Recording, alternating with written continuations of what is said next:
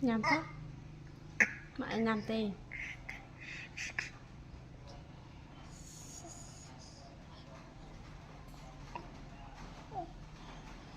ôn sờ bôi chứ nhỉ ôn vai đấy nhỉ ôn rồi nhắm chu mấy con ơi chú anh ôi ôi chú bật chơi anh lắm